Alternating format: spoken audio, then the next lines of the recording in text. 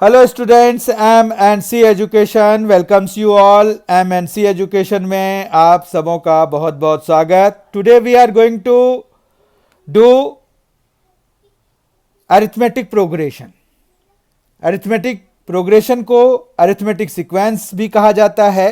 तो हम जो है आज के इस सेशन में सीक्वेंस एंड सीरीज जो चैप्टर 9 है क्लास 11th का एनसीईआरटी का, वो हम देखने जा रहे हैं। तो सबसे पहले जो हमें आज के सेशन में देखना है वो है डेफिनेशन किसका। तो डेफिनेशन देखना है वो है अरिथमेटिक सीक्वेंस और अरिथमेटिक प्रोग्रेशन का, ठीक है। फिर हमें देखना है properties of AP. Properties of AP मतलब उनके जो टर्म्स हैं उनके बीच में आपस में सहसंबंध मतलब कोरिलेशन क्या है। Sum of n terms of an AP हम देखेंगे। किसी एपी के एन टर्म्स का हम सम निकालेंगे कि कैसे उसका सम निकलता है। और फिर हम जो है अरिथमेटिक मीन के बारे में चर्चा करेंगे। और फिर as usual we will solve some questions based on the concepts we will do in today's session, ठीक है। आज के सेशन में जो हम सीखेंगे उस पर बेस्ड हम क्वेश्चंस भी करेंगे और आज थोड़ा ज़्यादा क्वेश्चंस करेंगे। तो let us define arithmetic sequence first. Arithmetic progression क्या होता है ये हम देखते हैं। तो अगर आप यहाँ पर a plus d, a plus 2d, a plus 3d इस तरह की चीज़ों से रूबरू होते हैं तो वो जो है अरिथमेटिक सीक्वेंस है या अरिथमेटिक प्रोग्रेशन है, ठीक है। इतना समझ में आ रहा है आपको। तो यहाँ पर a plus d, a plus 2d, a plus 3d so on a plus n minus 1d, ये जो है nth टर्म इसका बना देगा, ठीक है। तो यानी कि हमें यहाँ पर अगर ये पता करना है कि कोई भी सीक्वेंस जो है अरिथमेटिक प्रोग्रेशन या अरिथमेटिक सीक्वेंस बना रहा है कि नहीं, तो आप जो है कोई भी दो पेयर कहीं से भी उठाइए और उनके डिफरेंसेस लीजिए, बाद वाले में पहले वाले को माइनस कीजिए। अगर दोनों के डिफरेंस सेम आ रहे हैं मतलब अगर डिफरेंस कॉमन है उनके बीच में, तो यानी कि वो जो प्रोग्रेशन है वो अरिथमेटिक प्रोग्रेशन है, ठीक है। तो यहाँ पर डिफरेंस जो है वो कॉमन होता है, सेम डिफरेंस होता है हर एक टर्म में, हर एक सब्सीक्वेंट टर्म्स के बीच में, ठीक है। यहाँ तक कोई दिक्कत नहीं है। अब जो है यहाँ पर अगर आप देखिए तो a plus n minus 1d को हम nth टर्म लिखते हैं या फिर ये जो है आप tn भी इसको लिख सकते हैं। मतलब nth टर्म को हम an या tn से डिनोट करते हैं, कोई दिक्कत नहीं है इसमें, ठीक है। अब अगर एग्जाम्पल के तौर पर देखें तो हमारे पास जैसे 1 2 3 4 5 6 एंड सो ऑन, ये एक एपी है। इसी तरह से 2 है, 4 है, 6 है, 8 है, ये भी एक एपी है। जबकि 2 है, 5 है, 8 है, 11 है, तो ये भी एक एपी है। यू कैन सी कि डिफरेंस इनके जो है कंजिक्यूटिव टर्म्स के सेम हैं। जैसे 2 plus 3 5, 5 plus 3 8, 8 plus 3 11 and so on. मतलब सो ऑन में हमें खुद ही तैयार करना होता है। तो हमें जितने नंबर्स दिए हुए हैं लिख के, सिर्फ we will be concerned only with those terms जो कि हमें लिखे हुए हैं। बाकी डॉट डॉट डॉट तो हमारे लिए होते हैं। मतलब हमें ये एज्यूम करना होता है कि it will go on like this, ठीक है। तो अरिथमेटिक सीक्वेंस क्या है ये पता चल गया। उनके जो कॉन्जिक्यूटिव टर्म्स के जो डिफरेंस होते हैं वो हमेशा सेम होते हैं, ठीक है। तो एपी में अगर आप देखें तो मान रखिए कि हम जो है यही लास्ट वाला उठा लें तो उससे फिर हम प्रॉपर्टीज़ वेरीफाई कर पाएंगे। प्रॉपर्टीज़ ऑफ एपी में अगर हम देखें कि क्या क्या होता है, तो प्रॉपर्टीज़ ऑफ एपी या अरिथमेटिक सीक्वेंस में ये है कि अगर आप ऐड कर देते हैं एक constant number to each term, ठीक है, तो adding a constant to each term of an AP does not affect it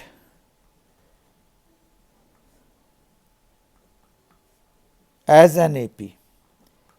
देखिए इसको समझिए, थोड़ा कंफ्यूजिंग हो गया। Adding a constant to each term of an AP does not affect it as an AP, मतलब कि जब हम कोई कांस्टेंट हर एक टर्म में ऐड करेंगे तो जो रिजल्टेंट होगा वो एपी में ही रहेगा। आप इसको देख सकते हैं 2, 5, 8, 11 है, 1, 1 सब में ऐड करिए तो 3 हो जाएगा, ये 6 हो जाएगा, ये 9 हो जाएगा, ये 12 हो जाएगा। तो इस तरह से फिर भी ये एपी में ही रहेंगे, क्योंकि हर एक टर्म्स के बीच में जो कॉन्जुगेटिव टर्म्स के बीच का जो डिफरेंस है वो 3 ही रहेगा। ठीक है, तो इसमें तो इवन डी भी सेम ही रह गया। ठीक है, डी जो है वो सेम एज द प्रीवियस। ठीक है, जबकि कुछ में डी भी चेंज हो जाएगा, तो वो हम देखेंगे कि क्या है। सब्ट्रैक्टिंग के साथ भी यही बात होगी, मतलब सब्ट्रैक्टिंग अ कांस्टेंट, ठीक है, तो वो भी एपी में ही रहेगा। Resultant will be an AP. ठीक है, रिजल्टेंट जो है वो एपी ही रहेगा। तीसरा है कि अगर हम मल्टीप्लाई करा दें, मल्टीप्लाइंग अ कांस्टेंट, और ये सभी नॉन जीरो हम रखते हैं, ठीक है, तो उस केस में रिजल्टेंट जो है वो भी एपी होगा। अच्छा, यहां पर डी सेम है, यहां पर भी डी जो है सेम ही रहेगा। ठीक है, जबकि यहां पर D will get multiplied with that number, D will also multiplied, D will also multiply. ठीक है, डी भी मल्टीप्लाई हो जाएगा। अब जैसे देखिए ये 2 है, अगर मान रहे कि हमने 2 से सबको मल्टीप्लाई करा दिया तो ये 4 हो जाएगा, ये 10 हो जाएगा, ये 16 हो जाएगा, ये 22 हो जाएगा। आप देखिए ये है तो एपी में ही, क्योंकि 6 का डिफरेंस है, 4 + 6 10, 10 + 6 16, 16 + 6 22, तो 6 का डिफरेंस है, कॉमन डिफरेंस 6 का है, तो डी भी मल्टीप्लाई हो गया, क्योंकि पिछले बारी जो है डी क्या था, 3 था, अब जो है 6 हो गया। तो हमने 2 से मल्टीप्लाई किया अगर हर एक टर्म को, तो d gets multiplied with that 2 as well. ठीक है, तो वो डी भी मल्टीप्लाई हो गया। And similar thing will happen with division also. अगर हम डिवाइडिंग बाय अ कांस्टेंट कराएंगे तो भी हमारा वो एपी में ही रहेगा, लेकिन क्या होगा, डी जो है विल ऑल्सो डिवाइड, ठीक है, बाय जो भी नंबर रहेगा, बाय दैट कांस्टेंट।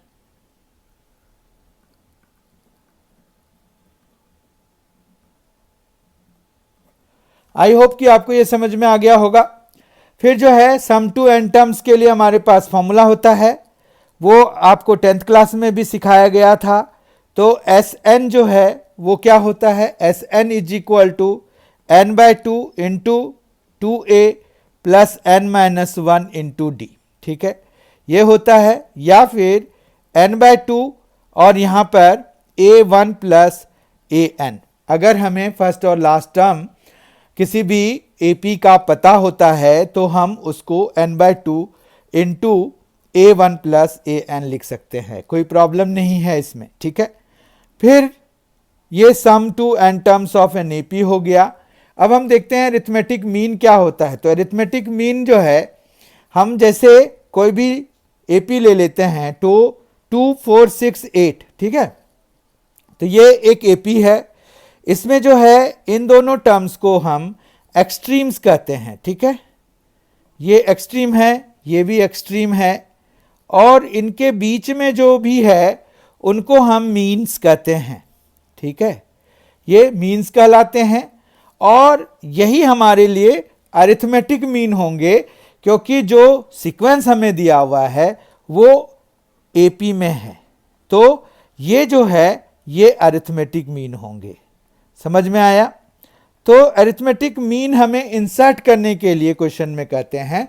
तो जब हम क्वेश्चन सॉल्व कर रहे होंगे तो हमें पता चल जाएगा कि हम इसमें क्वेश्चंस कैसे अटेम्प्ट करते हैं, और ये भी पता चल जाएगा कि एम बेसिकली है क्या। तो एम ऐसे तो बता दिया गया आपको कि इन दोनों को हम एक्सट्रीम्स कहते हैं, जबकि इनके बीच में चाहे 2, 3, 4, 10, 12 जितने भी मर्जी टर्म्स हो जाएं, उन सभी को हम मीन्स ही कहेंगे क्योंकि वो बीच में लाई कर रहे हैं। ठीक है, आइए अब कुछ क्वेश्चन सॉल्व करते हैं।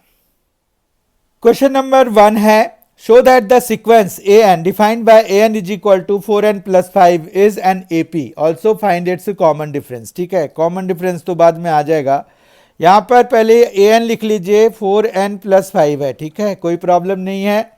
फिर यहां पर ए वन इज इक्वल टू क्या हो जाएगा, 4 इंटू 1 प्लस 5 यानी कि 9। ठीक है, ए टू हो जाएगा 4 इंटू 2 प्लस 5 यानी कि 8 प्लस 5, तो ये कितना हो जाएगा 13, कोई प्रॉब्लम नहीं। ए थ्री इज इक्वल टू हो जाएगा 4 इंटू 3 प्लस 5 और ये हो गया 17। ठीक है, अब जो है यहां पर कॉमन डिफरेंस तो चलिए आपका निकल जाएगा। यहां पर जो है पहले एपी अगर हमें दिखाना है तो हम जो है पहले ये काम करते हैं, A N plus 1 minus A N निकालते हैं, तो ये हो जाएगा 4n plus 1, 4n plus 1 plus 5। ये देखिए n की जगह पे n प्लस 1 हमें यूज करना है इस वाले n की जगह पे, तो n प्लस 1 और प्लस 5 किया, माइनस ए एन, तो यही आ जाएगा 4n प्लस 5 आ जाएगा। अगर हमारे पास इसका आंसर जो सॉल्व होके आएगा वो अगर कोई कांस्टेंट आ रहा है तो जो रिजल्टेंट मतलब जो हमें nth टर्म दिया हुआ है जिसके लिए, वो एक एपी है। ठीक है, क्या होगा जब इसका आंसर जो आएगा वो एक कांस्टेंट आएगा तब। तो लेट अस सी कि वो एक कांस्टेंट आ भी रहा है कि नहीं आ रहा है। ठीक है, तो यहां पर ये है, ओके, यहां पर जो है 4n से कैंसिल हो जाएगा, 5 से कैंसिल हो जाएगा और ये 4 आ गया। ठीक है, तो ये which is a constant, which is a constant.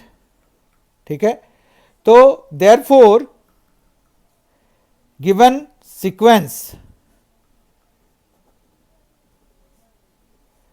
Is an AP, कोई प्रॉब्लम नहीं है, ये given sequence is an AP हो गया। अब देखिए यहां से भी आपको डी ही मिला है, ये 4 जो है डी ही है, जैसे कि आप यहां से वेरीफाई कर सकते हैं। ठीक है, तो हम a1 a2 a3 बिना निकाले भी डी निकाल सकते हैं क्योंकि जो हमारा कांस्टेंट आया है एपी शो करने के दौरान वही तो डी है। ठीक है, तो हम यहां पर एपी विद कॉमन डिफरेंस ना, कॉमन डिफरेंस लिख ही देते हैं, कॉमन डिफरेंस 4। सो इसकी जरूरत नहीं है अगर आप नहीं करना चाहते हैं तो, क्योंकि जब आप प्रूव करने के लिए कि ये एक एपी बना रहे हैं तो A N plus 1 minus A N करते हैं, उसमें से जो भी निकल के आता है अगर वो कांस्टेंट आ रहा है विच इज अ कांस्टेंट, तो given sequence is an AP, otherwise it will not be an AP. समझ में आई बात। क्वेश्चन नंबर 2 पे अब मूव करते हैं। आई होप कि क्वेश्चन नंबर 1 के एक्सप्लेनेशन आपको समझ में आ गए होंगे। ओके, क्वेश्चन नंबर 2 है, show that the sequence defined by an is equal to 2n square plus 1 is not an AP, AP नहीं है, ये हमें शो करना है। तो हमें क्या करना होगा, an plus 1 minus an evaluate करा के ये देखना होगा कि ये जो है n पर डिपेंड कर रहा है, कांस्टेंट नहीं आ रहा है। ठीक है, तो ये आ जाएगा 2n plus 1 whole square plus 1, वो कैसे, इस n को n प्लस 1 से रिप्लेस कराने से आएगा, माइनस यहां पर क्या आ जाएगा 2n स्क्वायर प्लस 1 आ जाएगा, तो ये आ जाएगा 2, यहां पर आ जाएगा n square plus 2n plus 1 और ये plus 1 minus 2n square minus 1, minus 1 से ये कैंसिल हो जाएगा। अभी और भी खोलते हैं इसको, 2n square plus 4n plus 2 minus 2n square, 2n square से 2n स्क्वायर कैंसिल हो जाएगा, तो ये आ जाएगा 4n प्लस 2। ठीक है, अब ये क्या हुआ, तो which is not a constant, not a constant. Okay, hence an is equal to 2n square plus 1 does not result in an AP, ये AP में रिजल्ट नहीं करेगा। ठीक है, इतना समझ में आ गया? आई होप आपको समझ में आ गया होगा। Question number 3, which term of the sequence 72, 70, 68, 66 is 40? कौन सा टर्म इसका 40 है? तो हम मान लेते हैं कि let a n is equal to 40, ठीक है। अब ए एन होता है a plus n minus 1 into d, वो 40 के बराबर हो गया। ए यहाँ पर है 72, एन माइनस 1 रहने दीजिए, डी यहाँ पर -2 है क्योंकि 70 माइनस 72 इज -2, तो ये 40 के बराबर होना चाहिए। तो यहाँ पर क्या आ गया, -2 into n minus 1 is equal to -32, ठीक है। तो ये आ जाएगा n minus 1 is equal to 16, n is equal to 17, ठीक है। तो इसका मतलब है देयरफॉर 17th टर्म जो है of the given sequence is 40, ठीक है। तो 17th टर्म इसका करेक्ट आंसर है। क्वेश्चन नंबर 4 देखिए, if pth term of an AP is q and qth term is p, prove that nth term is p plus q minus n। Very important question, ये schools में भी पूछे जाते हैं। तो हमारे पास यहाँ पर pth term of an AP है, तो सबसे पहला काम ये कि let a be the first term and d be the common difference, ठीक है। इतना लिख लिया। तो हमने a be the first term and d be the common difference suppose कर लिया। अब जो है यहां पर pth टर्म मतलब a p is equal to क्या हो जाएगा, a plus p minus 1 into d हो जाएगा। और ये दिया हुआ है क्यू के बराबर, तो is equal to q suppose कर लेते हैं और इसको इक्वेशन 1 भी मान लेते हैं। फिर यहाँ पर ए क्यूएथ टर्म दिया हुआ है, वो पी के बराबर है, तो ए प्लस क्यू माइनस 1 फॉर्मूले से और पी जो हमें गिवन है उससे, ये मिल गया। Now you have two equations 1 and 2, इनको सॉल्व करना है। सॉल्व करके हम जो है ए और डी की वैल्यू निकालेंगे। तो अगर हम इसको सीधा सीधा सब्ट्रैक्ट करा दे तो यहाँ पर कुछ इस तरह का बनेगा कि ये ए जो है कैंसिल हो जाएगा और ये दोनों ही ए कैंसिल हो जाएंगे, ये वाले और ये दोनों, ठीक है। तो यहाँ पर क्या बचेगा, p minus 1 minus Q plus 1 और साथ में बचेगा d, कोई प्रॉब्लम नहीं है। जबकि यहाँ पर क्या बचेगा, q माइनस p, तो ये -1 + 1 कैंसिल हो जाएगा। तो ये d इज इक्वल टू क्या हो जाएगा, q minus p by p minus q। इस तरह से ये -1 हो जाएगा। तो ये d इज इक्वल टू -1, ये -1 कैसे हुआ, ये दोनों हैं तो सेम ही, बीच में माइनस साइन है, एक में ऑर्डर चेंज है, तो हमें ऑर्डर सीधा करने के लिए माइनस कॉमन लेना पड़ेगा, तो इसी की वजह से ये -1 बन जाता है, ठीक है। तो d हमारा आ गया।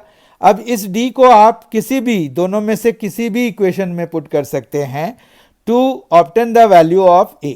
तो यहां पर substituting the value of d in equation 1 we obtain, क्या मिल रहा है हमें, 1 में हमें डालना है, इसमें डालना है, तो a plus p minus 1 into d is -1 is equal to q, ठीक है। यहाँ तक कोई दिक्कत नहीं है। तो ये आ जाएगा a minus p plus 1 is equal to q। तो यहाँ से a इज इक्वल टू आ गया p प्लस q माइनस 1, कोई प्रॉब्लम नहीं है। अब हमें जो है निकालना क्या था क्वेश्चन में, वहां पर जाते हैं, क्वेश्चन में देखते हैं। यहाँ पर क्वेश्चन में हमें निकालना है nth टर्म, ठीक है, और वो शो करना है कि p plus Q minus n के बराबर है, ठीक है। तो हम nth टर्म निकालने का प्रयास करते हैं यहाँ से। तो now a n is equal to क्या हो जाएगा, a plus n minus 1 into d. आपको a की वैल्यू जो है कितनी आई है, p प्लस क्यू माइनस 1, तो p plus Q minus 1 plus n minus one into d is minus one, right. तो ये आ जाएगा p plus Q minus one और माइनस n प्लस वन, ये प्लस वन और माइनस वन कैंसिल हो जाएगा और ये आ जाएगा p plus Q minus n। तो ये प्रूव्ड हो गया एक तरह से, क्योंकि हमें यही प्रूव करना था। आप अगर देखेंगे कि p plus Q minus n हमें nth टर्म को प्रूव करना था और वो हमारा यहाँ पर आ गया है। तो आई होप कि आपको ये समझ में आ गया होगा कि कैसे हम किसी शोइंग टाइप प्रॉब्लम्स को सीक्वेंस एंड सीरीज में अगर शो करने वाले प्रॉब्लम आते हैं हमें, तो हम कैसे उसको सॉल्व करेंगे। Let us now see question number 5. In the arithmetic progression 258 up to 50 terms and 3579 up to 60 terms, find how many terms are identical. ठीक है, तो यहाँ पर हमें identical terms मानने हैं। तो let an and am, an and am, an and am of the two sequences are identical. No problem with it, identical हैं। तो an पहले वाले का ले लेते हैं, am दूसरे वाले का ले लेते हैं।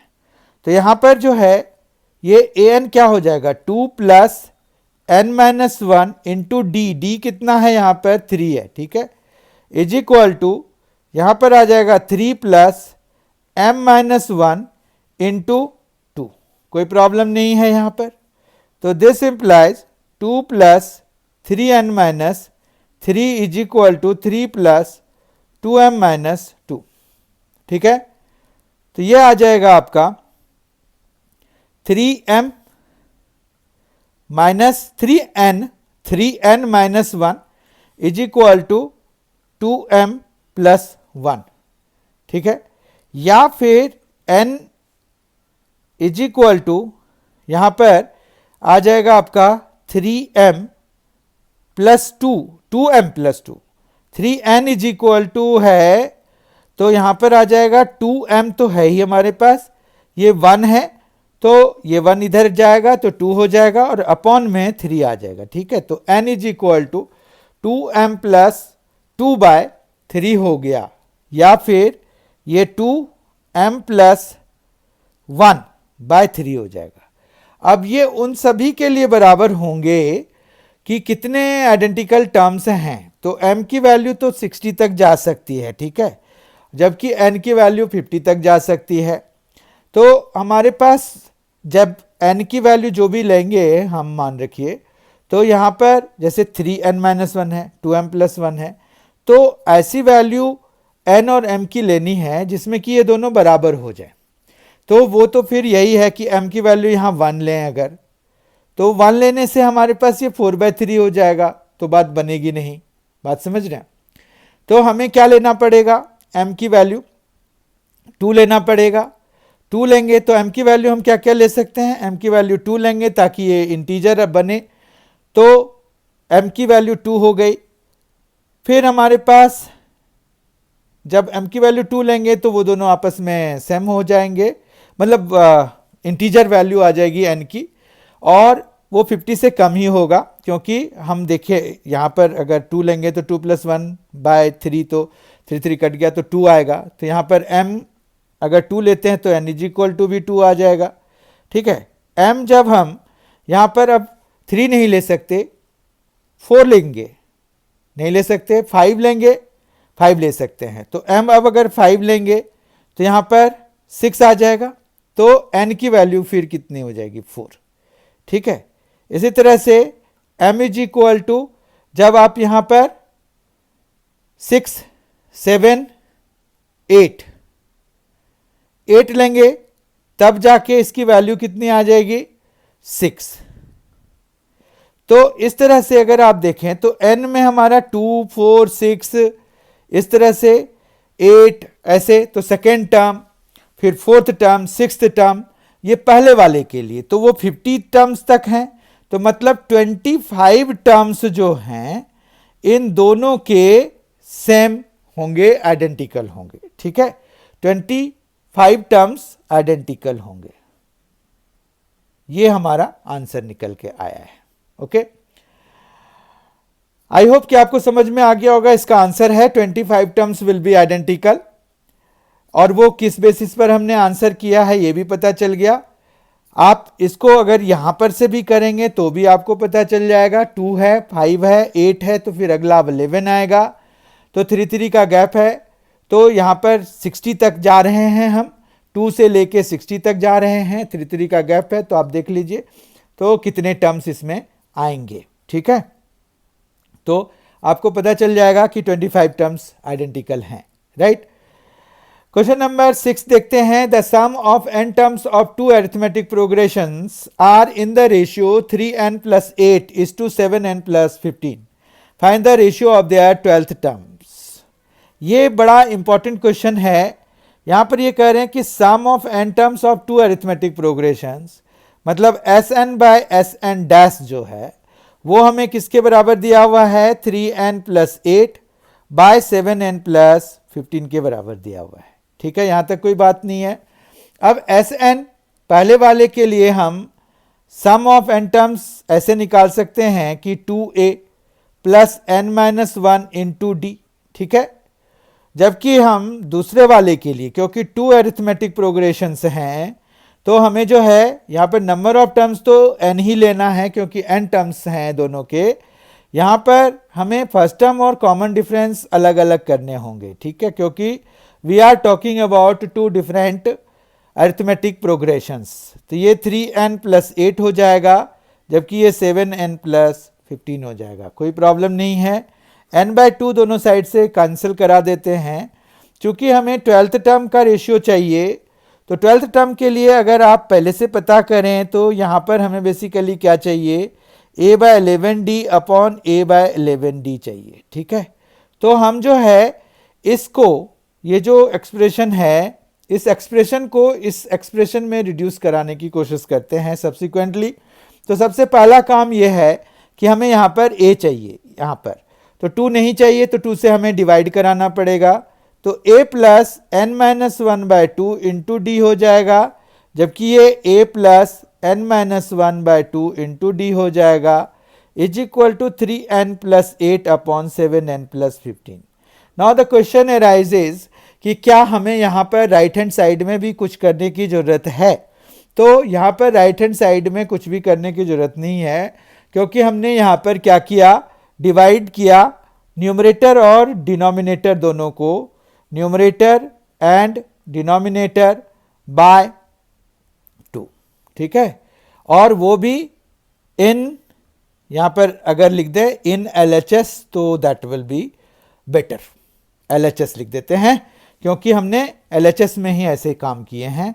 राइट हैंड साइड में हमें करने की जरूरत नहीं पड़ेगी, क्योंकि we are dividing numerator as well as denominator both, no problem. Now हमें n-1/2 की जगह पे क्या चाहिए, 11 चाहिए। तो replacing n-1/2 is equal to 11, that is n-1 is equal to 22, ठीक है, या फिर n is equal to 23 everywhere. यहां पर अब हम हर एक जगह रिप्लेस करा देंगे, तो हमें क्या मिलेगा, वी गेट, ये हो जाएगा a प्लस, इसको तो हमने 11 डाल दिया ना, तो 11d हो गया, और ये इधर भी हमारा a प्लस 11d हो गया, is equal to 3 into n हमारा क्या है 23 है, प्लस 8 बाय 7 इंटू 23 प्लस 15, तो यह आ जाएगा 69 प्लस 8 बाय, ये आ गया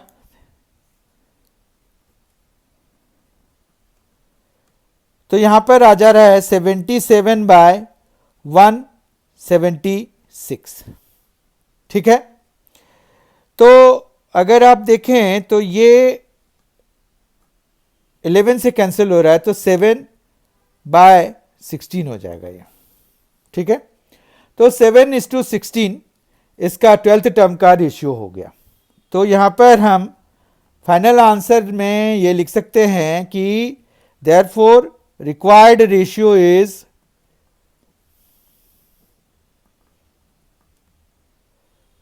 7:16। No problem with it. आपको समझ में भी आ गया होगा कि क्या क्या हमने यहाँ पर किया है। क्वेश्चन नंबर 7 और आज के सेशन का आखिरी क्वेश्चन, और ये बहुत ही महत्वपूर्ण क्वेश्चन भी है इस लिहाज में क्योंकि हम यहाँ पर जो एक कंसेप्ट हमने किया था एएम अरिथमेटिक मीन वाला, वो हम यहाँ यूज़ करने वाले हैं। उसके बेसिस पर ये क्वेश्चन है, तो ये इम्पॉर्टेंट है, ये पूछे भी जाते हैं। Insert 6 numbers between 3 and 24।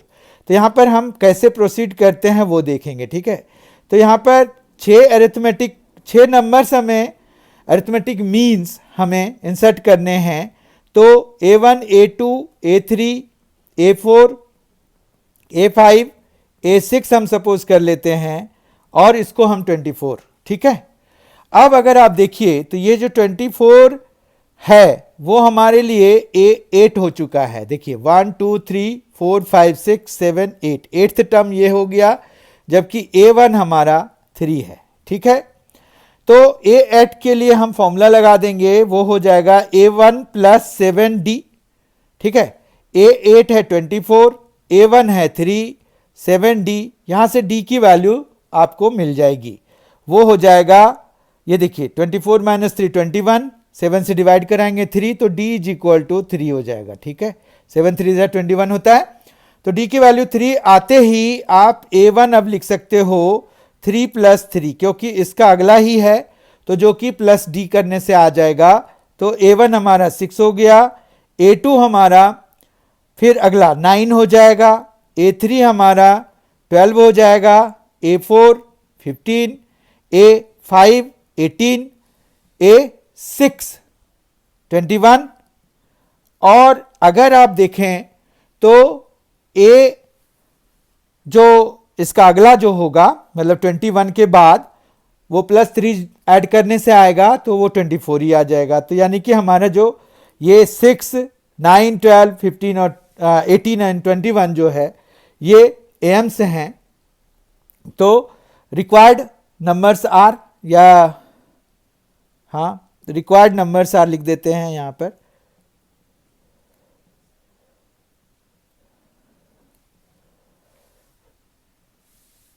Six 9 12 15 18 and 21, ठीक है। तो ये 6 नंबर्स हमने इंसर्ट कर दिए, so that resulting sequence is an AP, ठीक है। यानी कि हमने AM arithmetic means 6 arithmetic means हमने फाइंड आउट किए। तो इस तरह से आज की क्लास में, आज के सेशन में हमने बहुत ही important topic of sequences and series cover किया, जिसे हम अरिथमेटिक सीक्वेंस या अरिथमेटिक प्रोग्रेशन के नाम से जानते हैं, और उसके बेसिस पर आने वाले जो मोस्टली इंपॉर्टेंट क्वेश्चंस हमने कवर किए इसमें। इसलिए आज हमने 7 क्वेश्चंस डिस्कस किए, ठीक है। तो आई होप कि आपको ये सेशन बहुत ही फ्रूटफुल लगा होगा, और अगर कोई चीज़ समझ में नहीं आई है, कोई कंसेप्ट समझ में नहीं आया है, तो please go back and see, pause कर लीजिए वीडियो को, उसको देखिए क्या है। क्वेश्चंस जो है अटेम्प्ट करने से पहले, मतलब क्वेश्चन के सॉल्यूशंस देखने से पहले, आप उनको पॉज करके खुद से देख सकते हैं सॉल्व करके। अगर आप उसमें कंफर्टेबल हैं तो you will easily solve it and then verify कि आपके सॉल्यूशन यहाँ M&C एजुकेशन के द्वारा प्रोवाइडेड सॉल्यूशन से मैच कर रहे हैं कि नहीं। तो आप अपनी प्रैक्टिस भी इन क्वेश्चंस के जरिए कर सकते हैं।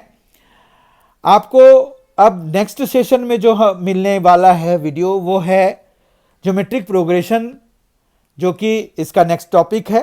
तो ज्योमेट्रिक प्रोग्रेशन के भी टॉपिक बहुत जल्दी आपको अवेलेबल करा दिए जाएंगे।